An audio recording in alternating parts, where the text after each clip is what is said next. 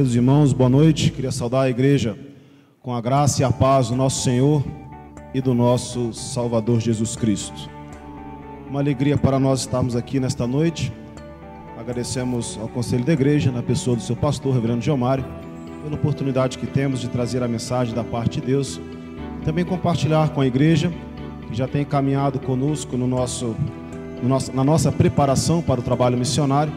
E depois da mensagem, depois do sermão, eu tenho alguns rápidos slides aqui para apresentar aos irmãos. Então nós vamos nos bater agora para a exposição da palavra e depois então teremos uma rápida palavra acerca daquilo que Deus tem feito em nossa vida, na vida da minha família, no que se refere à nossa preparação ao campo missionário, como foi referenciado pelo reverendo Gilmário, da nossa preparação para trabalharmos com os povos islâmicos no mundo muçulmano, pessoas que ainda não ouviram falar de Cristo. Queridos, então, o texto que eu vou pedir para que os irmãos abram suas Bíblias, já foi lido durante o culto, é o Salmo de número 67. Vou pedir para que os irmãos mais uma vez abram suas Bíblias neste Salmo, para assim realizarmos esta leitura. Salmo de número 67, leremos mais uma vez os 7 versículos deste Salmo.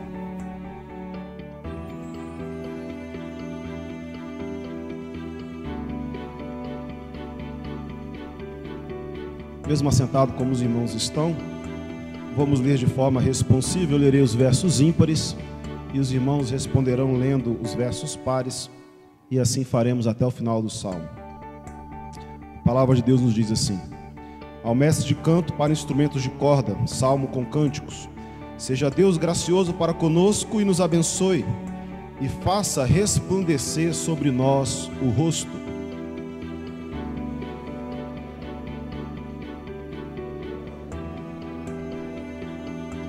Louvem-te os povos, ó Deus, louvem-te os povos todos.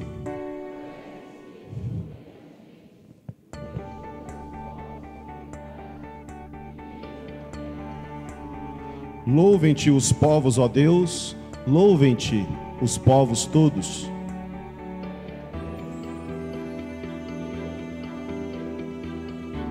Todos juntos. Abençoe-nos, Deus, e todos os confins da terra o temerão. Abençoe-nos, Deus, e todos os confins da terra o temerão. Vamos orar, vamos falar com Deus mais uma vez. Bondoso Deus, Pai Santo, queremos louvar e engrandecer o Teu nome, reconhecendo todo o Teu poder, toda a Tua graça, toda a Tua santidade, toda a Tua majestade, todo o Teu senhorio sobre as nossas vidas. Agradecemos-te, ó Deus, pela Tua palavra, que é viva, que é rica, que é eficaz e que aplica as Tuas verdades em nossos corações de uma forma salvadora, para que assim reconheçamos que na pessoa de Cristo nós somos mais que vencedores, para que na pessoa de Cristo reconheçamos, Pai, que toda a Tua justiça foi levada pelo Teu Filho na cruz quando morreu por nós. Agradecemos-te, ó Deus, pela Tua palavra, que é viva e que fala aos nossos corações. Queremos pedir nesse instante a instrumentalidade do Senhor para expor, para transmitir a Tua palavra com fidelidade, para que assim possamos ser edificados, confortados e também exortados pela Tua palavra, que fala ao nosso coração e faz sempre aquilo que apraz ao Senhor. Oramos em nome de Jesus. Amém. Queridos, uma das coisas que nós sempre percebemos na nossa caminhada, no nosso dia a dia, e é natural que muitos de nós e que as pessoas pensem assim, e é muito comum a gente, quando participa de reunião de oração, a gente sempre, muitas vezes ouve, é natural que as pessoas clamem e peçam a Deus que Deus me abençoe na prova que eu vou fazer, ou Deus me abençoe. Aqui em Brasília é muito comum, né? Deus me abençoe, eu canso de ouvir isso dos jovens lá na igreja, Deus me abençoe no concurso que eu vou fazer. E é natural que nós nós vamos pedir a Deus que Ele assim nos abençoe, que Ele conduza as nossas vidas. Queridos, uma das coisas que sempre me chama a atenção quando nós ouvimos os pedidos de bênçãos para Deus é a segunda parte do pedido, que é algo que muitas vezes me preocupa. É que muitas vezes nós pedimos a Deus para que Ele nos abençoe, mas nós colocamos assim: Deus me abençoe para que eu possa, ou Deus me abençoe para que eu consiga, Deus me abençoe para que eu, Deus me abençoe para que nós, Deus me abençoe sempre, queridos. Muitas vezes nós pedimos e clamamos pela bênção de Deus em nosso próprio benefício ou em nosso próprio interesse, e muitas vezes para satisfazer o ego, satisfazer o nosso próprio eu, apenas para satisfazer os desejos do nosso coração. E é verdade que a palavra de Deus nos fala para que nós nos agrademos do Senhor, e Ele satisfará os desejos do nosso coração. Mas a questão é, o que de fato está por trás de tantas bênçãos que nós pedimos a Deus? Estava participando de uma reunião de oração lá na igreja do Riacho Fundo, onde eu tenho estado desde a ordenação de 2007. Eu brinco e falo que o reverendo José é muito misericordioso comigo, que anualmente ele vem renovando o convite para a gente continuar por lá. E talvez ano que vem isso não se aconteça do ano inteiro, né? Se Deus nos levar para o campo missionário, conforme o nosso planejamento. Mas a questão é, eu estava participando de uma reunião de oração e chegou o momento dos pedidos. E o momento dos pedidos foram passando um a um os membros que lá estavam, e todos eles tinham os seus pedidos. E no final da reunião passou o momento de gratidão. E houve apenas uma oração de gratidão. E parece que nós pedimos pelas bênçãos de Deus, mas a questão é, e a pergunta que eu creio que esse Salmo 67 nos responde de uma forma bem clara é: para que Deus nos abençoa? Então temos nessa pergunta como tema do sermão desta noite: para que Deus nos abençoa? Qual é o objetivo, qual é o propósito de Deus nos abençoar? Queridos, e esse Salmo 67, como o versículo 1 começa dizendo, um salmo para ser cantado, para ser entoado por ocasião do exercício litúrgico do povo de Israel. E interessante, queridos, que o versículo de número 1, ele continua e nos fala assim: seja Deus gracioso para conosco. Queridos, antes do povo rogar e pedir pela bênção de Deus, que é exatamente na segunda parte do versículo 1, onde ele fala e nos abençoe, o que o salmista coloca de uma forma bem clara é: seja Deus gracioso para conosco. E esse verbo como está colocado aqui no texto hebraico, esse seja Deus gracioso, ele possui uma ênfase muito forte num pedido para que assim Deus manifeste a sua graça para o povo de Israel, para que Deus manifeste a sua bondade, para que Deus manifeste a sua graciosidade. Mostre misericórdia e nos abençoe. Seja Deus gracioso. E por que a gente fala sobre a graça de Deus relativa com a sua misericórdia? Porque é exatamente na expressão máxima, na manifestação máxima da graça de Deus, como nós cantamos aqui, foi através da obra de Cristo na cruz. Ali foi a expressão máxima da obra graciosa de Deus. E depois disso o salmista coloca: e nos abençoe e faça resplandecer sobre nós o rosto. Faça resplandecer sobre nós o rosto. Queridos, essa palavra resplandecer, ela também foi utilizada por Moisés, quando o texto sagrado vai nos falar que quando ele recebe as tábuas da lei, quando ele esteve diante da presença de Deus, quando ele desce do monte, o seu rosto resplandecia, é que nos diz o texto. E é essa mesma palavra aqui utilizada no Salmo. O rosto de Moisés resplandecia em virtude da presença de Deus que estava com ele, da graça de Deus que havia sido manifesta para com Moisés, e Deus manifestando a sua graça para com o povo de Israel, tirando da terra do Egito e levando para a terra que mana leite e mel. E o rosto de Moisés resplandecia. E eu queria fazer um contraponto nesse instante com relação à vida de Moisés, que se encontra registrado por Paulo na segunda carta dele aos Coríntios, capítulo número 3, verso de número 13. E o texto sagrado lá nos diz assim: tendo pois tal esperança, servimos-nos de muita ousadia no falar, e não somos como Moisés, que punha véu sobre a face, para que os filhos de Israel não atentassem na terminação do que se desvanecia.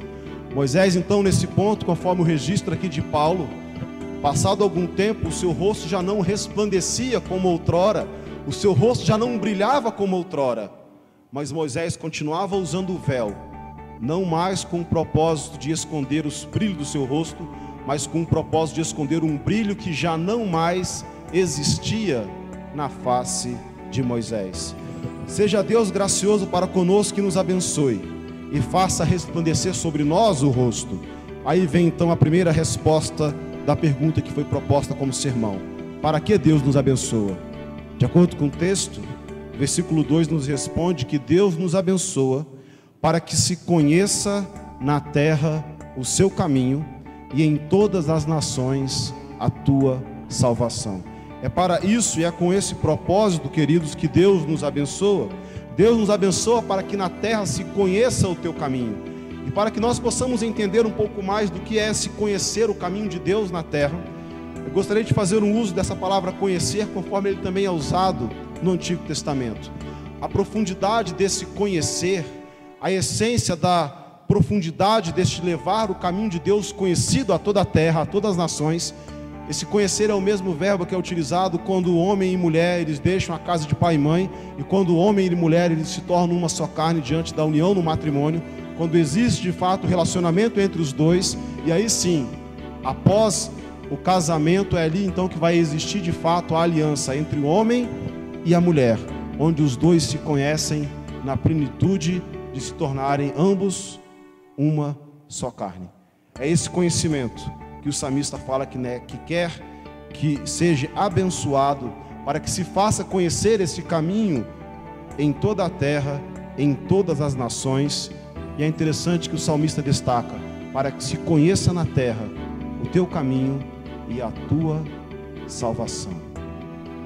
Não é à toa, queridos, que Jesus chega e nos diz que Ele é o caminho, a verdade e a vida, e que ninguém vai ao Pai se não for por intermédio de Cristo. E quando nós olhamos para esse artigo definido na língua grega, Jesus fala: eu sou o caminho. Ele direciona: eu sou o caminho, não existe nenhum outro. É uma forma definida, não é Jesus dizendo que Ele é um caminho. A gente sempre costuma falar e fala que atalho é bom, né? Que ganha tempo, que corta caminho. Queridos, eu defendo a tese que se atalho fosse bom, virava caminho e deixava de ser atalho, não é? Se fosse bom, Jesus fala: eu sou o caminho. Ele não é um atalho, não é uma outra forma de se chegar em algum local, de se chegar a Deus. Jesus é o caminho, é o único e não existe outro. E é exatamente sobre esse caminho que em nós, povo de Deus hoje, em sendo abençoados por Deus como temos sido, em Deus tendo manifestado a sua graça como manifestou por intermédio de Cristo, Deus tem nos abençoado, e o objetivo é que nós façamos este caminho conhecido em toda a terra, em todas as nações, a salvação operada por Deus por intermédio de Cristo Jesus. Queridos, e de fato isso tem sido um desafio para a Igreja do Senhor nos dias de hoje. Ao longo da nossa caminhada na preparação junto com a nossa agência, com a Agência Presbiteriana de Missões Transculturais, nas idas a São Paulo, são 2 anos indo a São Paulo todo mês, indo e voltando uma vez por mês. E numa determinada feita, a gente comprando a passagem, e o missionário a gente sempre procura, a gente olha primeiro o valor da passagem, né? Depois você vê o aeroporto. Você olha o valor, aí o valor mais barato era o aeroporto de Guarulhos. Então uma volta de Brasília de São Paulo para Brasília, eu precisei sair de Guarulhos, eu fui para lá, entrei no avião e eu entendi porque estava tão barato. O avião estava muito vazio, queridos. Fiquei até com medo de cancelarem o voo. Não tinha, acho que 30 pessoas dentro do avião. E eu estava sentado no meu local, no fundo do avião, e daqui a pouco entrou uma mulher com aquela roupa típica do mundo islâmico, de uma muçulmana, apenas o rosto aparecendo toda coberta e com 4 crianças. E quando aquela mulher entrou no avião, eu falei assim: olha que oportunidade no avião, vou poder, quem sabe, encontrar, sentar do lado e pregar o evangelho para aquela mulher e anunciar o caminho de Cristo. A gente voltando do módulo de missões, que havia falado do aspecto de contextualização de vários mundos e contextos culturais diferentes que nós temos no mundo.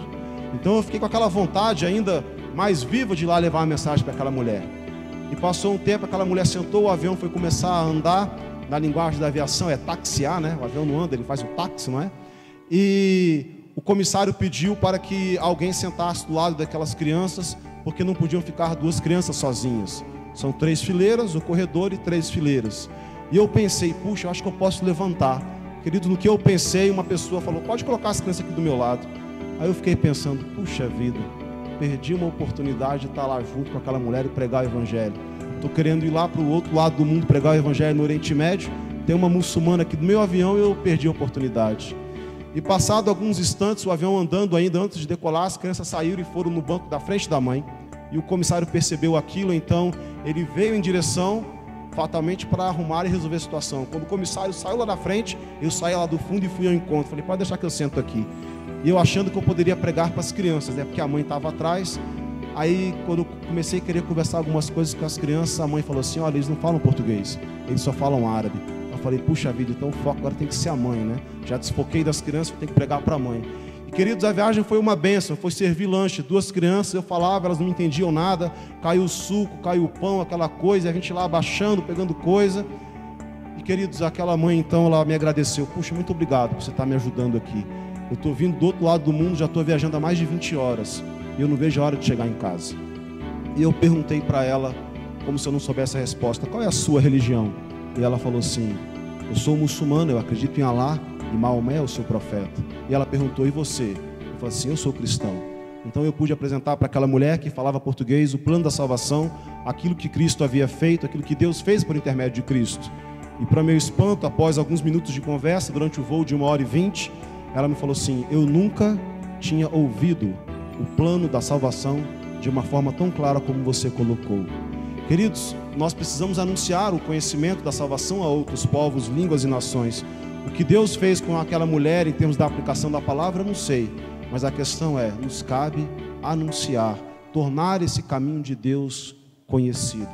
É para isso que Deus tem nos abençoado. É com esse propósito que Deus nos abençoa, para que na terra se conheça o teu caminho e em todas as nações a tua salvação. Queridos, mas o Salmo não para aí.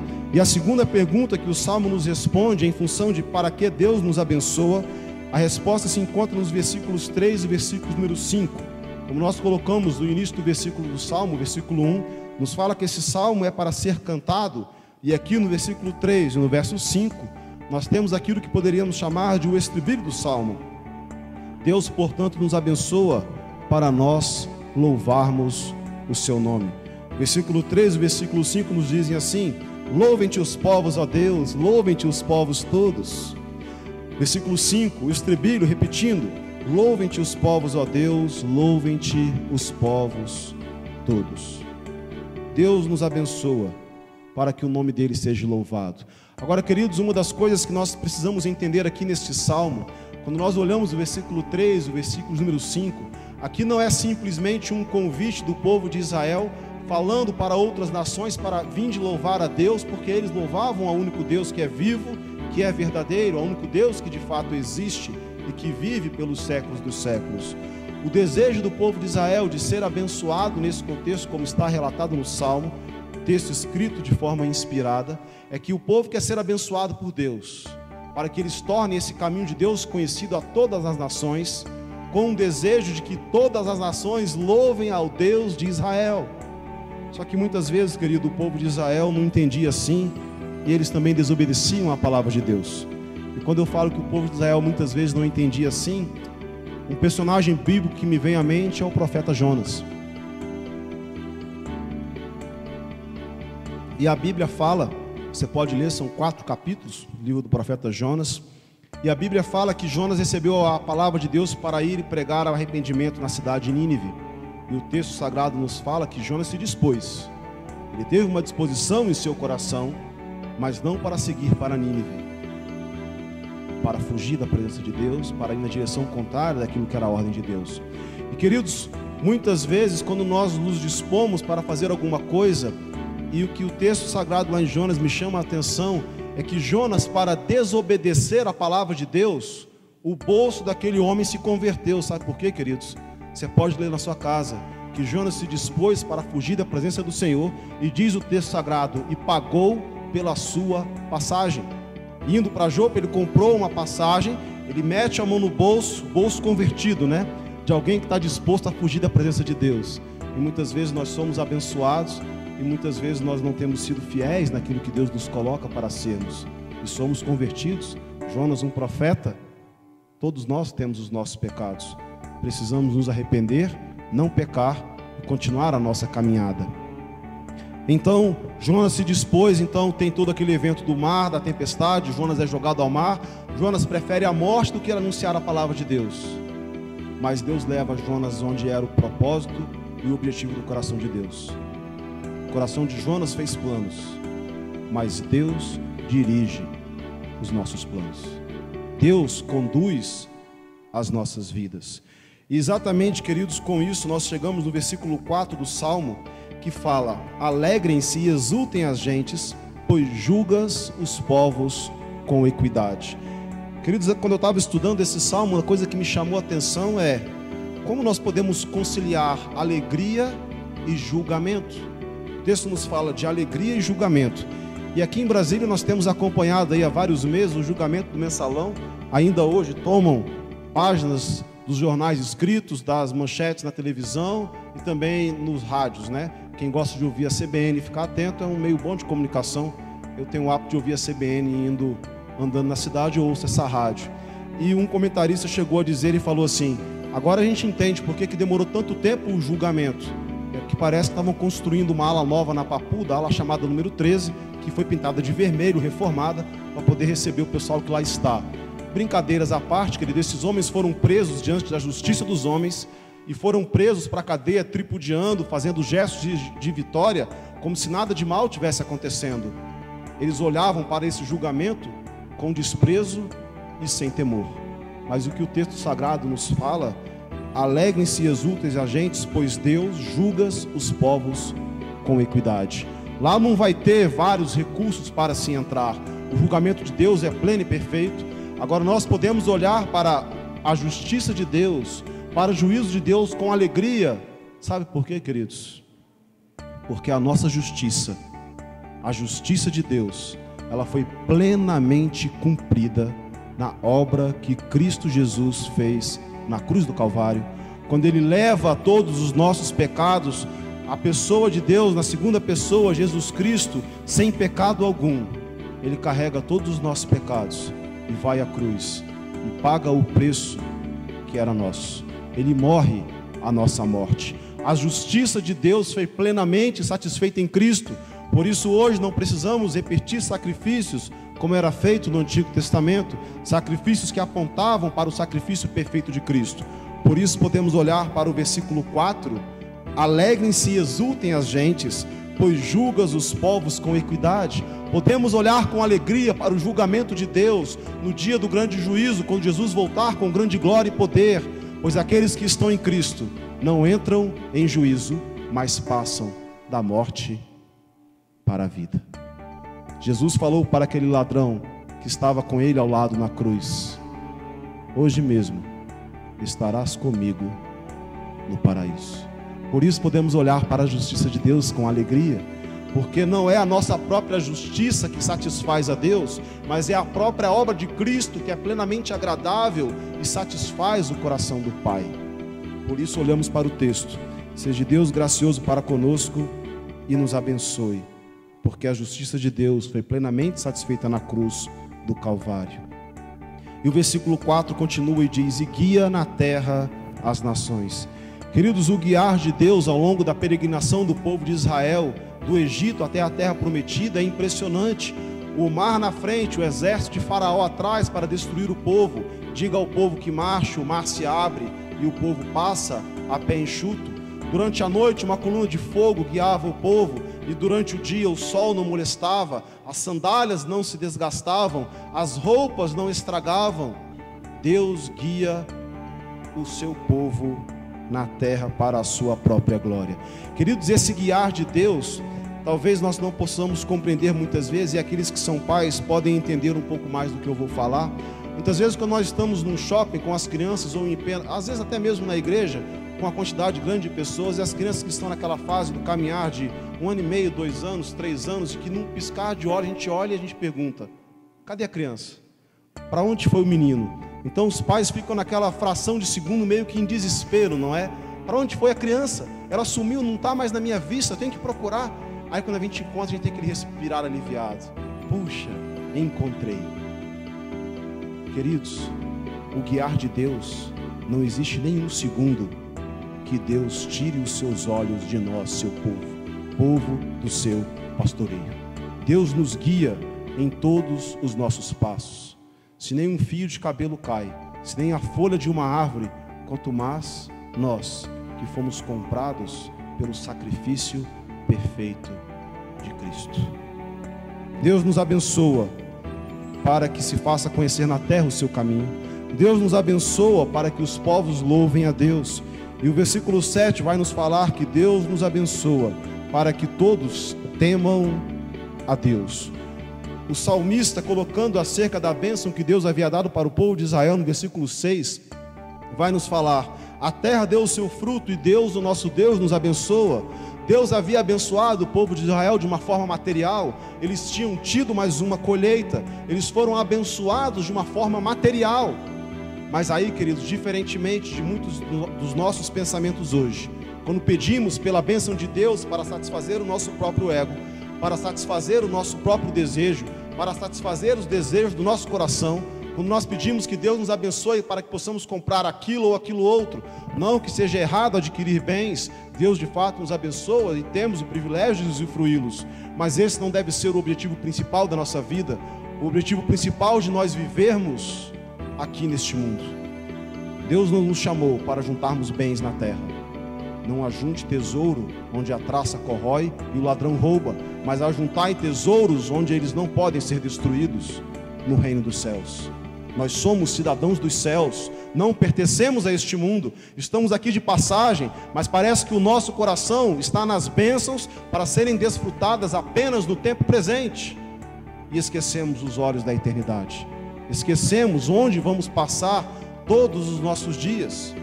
Existem aqueles que acordam pela manhã e falam: puxa, domingo, tem que acordar cedo, ir para a igreja, podia dormir um pouco mais, tem que estar na igreja, tem que encontrar aquele irmão, puxa, aquele irmão, ele é chato, fica falando aquelas mesmas coisas sempre, e a gente fica lamentando e reclamando do convívio entre o povo de Deus, e a gente não tem prazer de estar na casa de Deus. Sabe o que eu queria te dizer, querido? A igreja é só um pedacinho do céu, sabe por quê? Se aqui nós estamos reunidos algumas horas para louvar e bendizer a Deus, no ambiente de culto, escola dominical ou culto durante a semana, eu queria te dizer que você vai passar a eternidade olhando para esse irmão, e a eternidade louvando e glorificando a Deus. Se você está enjoado do que você faz aqui, no céu você não vai poder sair não, querido, lá vai ser a eternidade. A Bíblia fala que aqueles que estão no céu não podem passar para o inferno, e aqueles que estão lá também não podem vir para cá, e os mortos não ressurgem.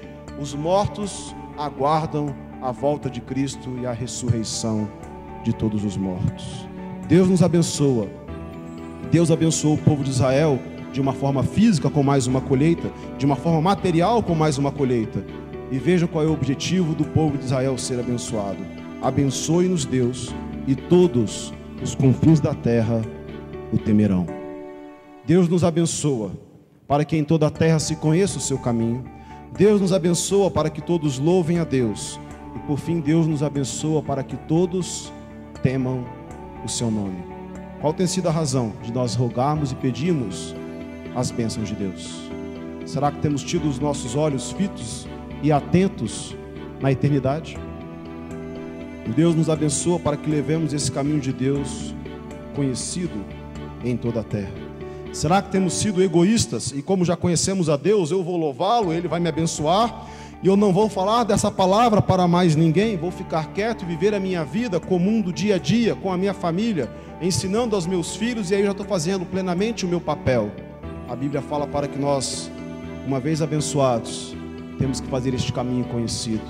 Por isso que o evangelista Mateus nos disse: ide e fazei discípulos de todas as nações. E assim, queridos, vamos colocar as bênçãos de Deus de uma forma que o nome dele vai ser glorificado, e não o nosso próprio ego, e não o nosso próprio eu, e não a nossa própria satisfação. Pergunta número 1 do catecismo: para que nós fomos criados? Para que Deus criou o homem? Para glorificá-lo e desfrutá-lo para todo sempre. Deus nos abençoa para louvarmos o seu nome. Deus nos abençoa para que em toda a terra se conheça o seu caminho. E Deus nos abençoa para que em toda a terra eles temam ao único Deus, que é vivo, que é verdadeiro, o nosso Senhor Jesus Cristo, que morreu por nós na cruz. Queridos, que assim Deus nos abençoe, e que as bênçãos que temos recebido de Deus, nós possamos de fato colocá-las em prática, usufruí-las para a glória do nosso Deus, e não para a nossa própria satisfação. Eu gostaria de, nesse instante, queridos, antes de nós encerrarmos com uma oração, de apresentar para os queridos parte daquilo que Deus tem feito conosco. Eu vou descer, que eu vou usar a projeção, eu vou gastar alguns rápidos 5 minutos, temos Santa Ceia. A resposta que nós temos dado como família, queridos, pelas bênçãos que Deus tem derramado em nossa família, Então eu vou apresentar um pouco do nosso projeto, como o reverendo Gilmário falou. Nós estamos em preparação com a APMT. Então a minha família, nós estamos nos preparando, a família Scherrer. Queridos, eu falo, é difícil de falar, mas depois que você aprender, você não vai esquecer mais, viu, irmão? Vai marcar a sua vida, porque tem muita letra lá, tem muita consoante, tem muito S, você não vai esquecer. Então, eu vou falar rapidamente sobre um pouco da nossa história, a minha e da Elaine. Então, eu tive a oportunidade de ter sido abençoado por Deus, de fazer um outro curso antes do curso de teologia. Eu fiz o curso de odontologia, eu também sou dentista. E a minha esposa, a Elaine, ela fez fisioterapia. E foi nesse contexto de faculdade que nós nos conhecemos, num trabalho de evangelismo. Então, se você jovem ou jovem está aqui pedindo a Deus por uma esposa ou por um marido, então o trabalho de evangelismo pode render outros frutos, né? Não só apenas frutos espirituais de conversões, mas também frutos, no nosso caso, nosso casamento e 2 filhos. Então temos ali o Mateus e a Rafaela, os 2 devem estar por aí, andando em algum lugar e com certeza Deus guiando naquele momento que a gente não os vê, não é? E são diversos momentos. Queridos, eu voltei para Brasília no ano de 2004 para fazer o último ano de seminário. E por um acidente familiar que minha mãe sofreu. Então eu concluí o seminário aqui no seminário de Brasília e eu fui recebido como membro na igreja do Riacho Fundo. E naquele contexto, quando a gente voltou para Brasília, numa condição financeira, dentista, eu não exercia minha profissão lá em São Paulo, porque eu estava fazendo o seminário, trabalhava esporadicamente atendendo um ou outro seminarista. O seminarista fase que sempre é uma fase muito difícil financeira, também te abençoava vários colegas e até alguns professores eu tive a oportunidade de atender lá em São Paulo. E quando eu cheguei em Brasília, eu comecei a trabalhar num consultório, numa condição financeira muito difícil, onde a gente ia para o consultório pedindo a Deus que tivesse um paciente que pagasse o tratamento, para poder colocar gasolina no carro e voltar para casa. Então, uma fase muito difícil, mas com o trabalho Deus nos abençoou.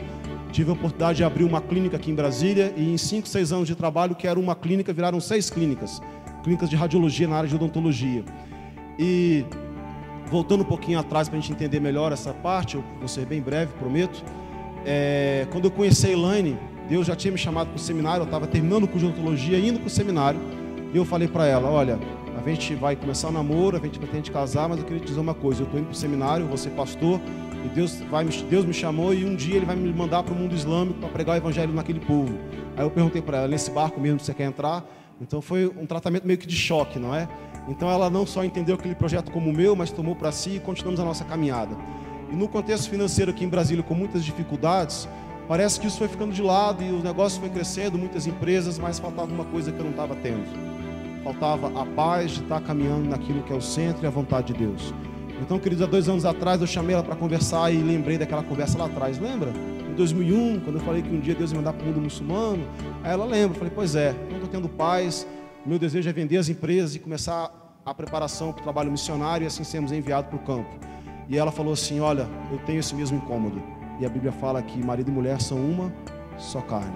Queridos, foram 2 minutos de conversa, a gente foi orar, agradecer a Deus pela decisão em família, de há 2 anos atrás deixarmos as empresas, vendemos as empresas e começarmos a nossa caminhada rumo à preparação com a APMT, para assim caminharmos para sermos enviados ao campo missionário. Então, nesse sentido, nasceu o nosso projeto, chama Filhos de Agar. O texto base do nosso projeto é Atos 20, 24, que fala: porém, nada tenho a vida preciosa para mim mesmo, contanto que complete a minha carreira e o ministério que recebi do Senhor Jesus para testemunhar do Evangelho da graça de Deus, registrado por Lucas lá, as palavras de Paulo. Então, nesse sentido, queridos, com as mãos no arado, temos caminhado com a APMT, que é a Agência Presbiteriana de Missões Transculturais. Então, terminamos e concluímos todos os requisitos. Esses aqui são os módulos em São Paulo, um curso em patrocínio e o estágio transcultural. E uma notícia que a gente traz para a igreja aqui de Taguatinga é que para esse estágio acontecer existe necessidade de investimento financeiro. E a primeira igreja que nós tivemos o privilégio de ter como parceiro em nossa caminhada ao longo dessa formação missionária foi a terceira igreja de Taguatinga, que tem caminhado conosco. A Ângela tem acompanhado a nossa caminhada, também o Levi como presidente do Conselho Missionário da igreja. Então a igreja de Taguatinga tem caminhado conosco, e esse estágio foi possível também com a contribuição, com as ofertas e os dízimos dos irmãos. Os irmãos têm sido abençoados, e a fidelidade nos dízimos e nas ofertas faz com que a igreja possa de fato investir para que o nome do Senhor possa assim ser levado para outros povos, para outras nações. Fique tranquilo, eu não vou pregar de novo, o sermão já foi feito, já foi falado. Salmo 67, a exposição. Queridos, então, alguns dados do povo que nós queremos ir. Então, o povo muçulmano hoje são em torno de 1 bilhão e 500 milhões de muçulmanos em todo o mundo. e mais de 86% dos muçulmanos nunca conheceram um verdadeiro discípulo de Jesus Cristo. Mais de 86% dos muçulmanos nunca conheceram um verdadeiro discípulo de Cristo. Não. Essa foto está na internet, é bem fácil de achar. Queridos, hoje existe um obreiro para cada 200 mil muçulmanos. Perguntei para o reverendo Gilmar aqui a população de Taguatinga, então eu vou arredondar um pouquinho para cima. Ele me falou algo em torno de 500 mil, eu vou colocar 600 mil só para ficar fácil a conta. Imagina se a cidade de Taguatinga fosse toda muçulmana e que fossem 600 mil habitantes em Taguatinga.